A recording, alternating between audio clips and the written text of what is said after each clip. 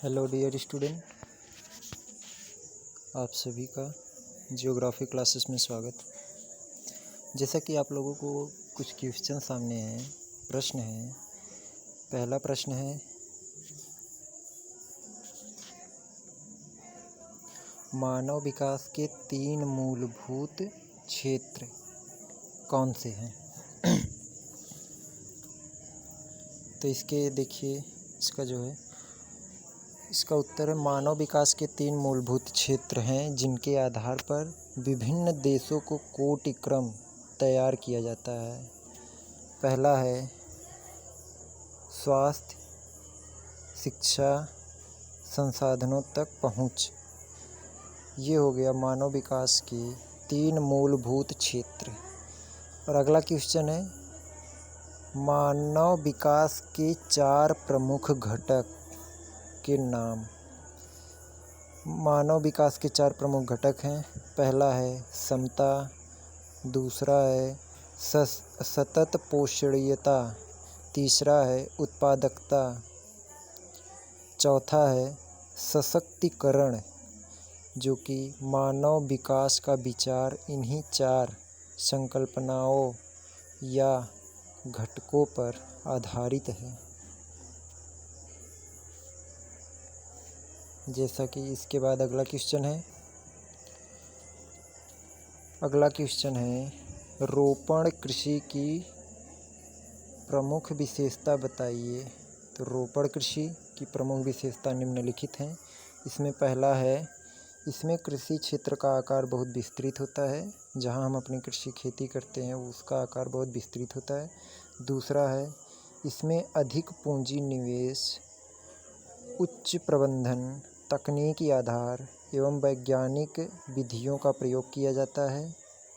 और तीसरा है, यह एक फसली कृषि है जिसमें किसी एक फसल के उत्पादन पर ही संकेंद्रण किया जाता है। चौथा है, सस्ते श्रमिकों की उपलब्धता रहती है। पांचवा है, यातायात के साधन विकसित होते हैं जिसके द्वारा बागान एवं बाजार सुचारू रूप से जुड़े रहते हैं। इसकी मुख्य फसलें हैं, रोपण कृषि की जो कि मुख्य फसलें हैं वह है, रोपण कृषि की मुख्य फसलें चाय, कॉफ़ी, कोको, रबड़, गन्ना, कपास, केला एवं अनानास आदि फसलें, रोपण कृषि की आदि फसलें पाई जाती हैं। अगला क्वेश्चन है, फुटकर व्यापार सेवा को स्पष्ट कीजिए। फुटकर व्यापार सेवा को स्पष्ट कीजिए। इसका उत्तर है, फुटकर सेवा व्यापार फुटकर व्यापार सेवा उसे कहते हैं जिसमें वस्तुएं सीधे उपभोक्ता को बेची जाती हैं। अधिकतर फुटकर व्यापार छोटी बड़ी दुकानों, प्रतिष्ठानों एवं भंडारों के माध्यम से होता है, लेकिन कुछ फुटकर व्यापार बिना भंडारों और दुकानों के भी होता है, जैसे फेरी, रेहड़ी, वैन, ट्रक, द्वार से द्वार, मेल ऑर्डर, होम डिलीवरी, स्वचालित बिक्री मशीनें तथा इंटरनेट शॉपिंग आदि। जैसे कि आप लोग खुद ही कोई टीवी है, फ्रिज है, मोबाइल है, शूज़ है, वॉच है, ये सब आप लोग ऑर्डर करते हैं, तो यह सब भी एक होता है कि जो कि फुटकर व्यापार में आता है। यह सब भी फुटकर व्यापार में आता है। अगला क्वेश्चन है,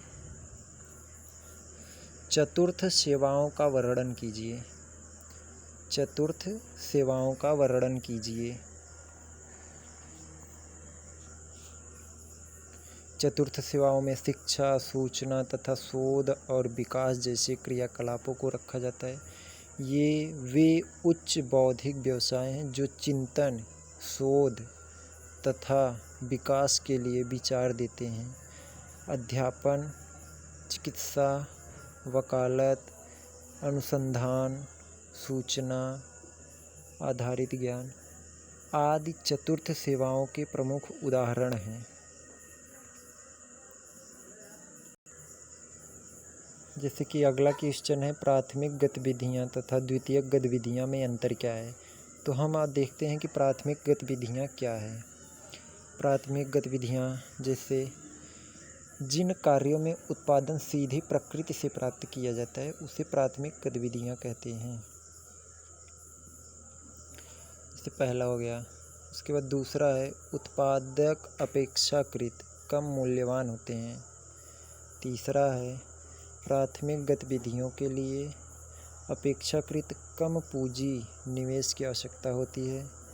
चौथा है, इसमें प्राकृतिक वस्तुओं का दोहन किया जाता है। पांचवा है, प्राथमिक क्रियाएं निम्न मानव विकास की सूचक होती है। अगला है, यह विकसित देशों का मुख्य क्रियाकलाप है। अगला है, इसके उत्पादकों का मूल्य निर्धारण होता है या निर्धारित होता है। अगला है, इस क्रिया में संलग्न श्रमिक लाल कॉलर श्रमिक कहलाते हैं। अगला है, इसमें अपेक्षाकृत कम ज्ञान की आवश्यकता होती है। यह प्राथमिक गतिविधियां हैं। और द्वितीयक गतिविधियां वो गतिविधियां हैं जैसे कि आप लोग देख सकते हैं यहाँ पे, जिन कार्यों में उत्पादन के लिए प्राथमिक क्रियाओं से उत्पन्न वस्तुओं का उपयोग किया जाता है उसे द्वितीयक गतिविधियां कहते हैं। दूसरा है, इसके उत्पाद अपेक्षाकृत अधिक मूल्यवान होते हैं। अगला है, इसके लिए अपेक्षाकृत अधिक पूंजी निवेश की आवश्यकता होती है। अगला है, इसमें वस्तुओं के प्रत्येक स्वरूप में परिवर्तन किया जाता है। अगला है, द्वितीयक क्रियाएं उच्च मानव विकास की सूचक हैं। उसके बाद है, यह विकसित देशों का मुख्य क्रियाकलाप है। इसके उत्पादकों के मूल्य वृद्धि होते हैं। इस क्रिया में संलग्न श्रमिक नीले कॉलर श्रमिक कहलाते हैं। अगला है, इसमें उच्च ज्ञान की आवश्यकता होती है।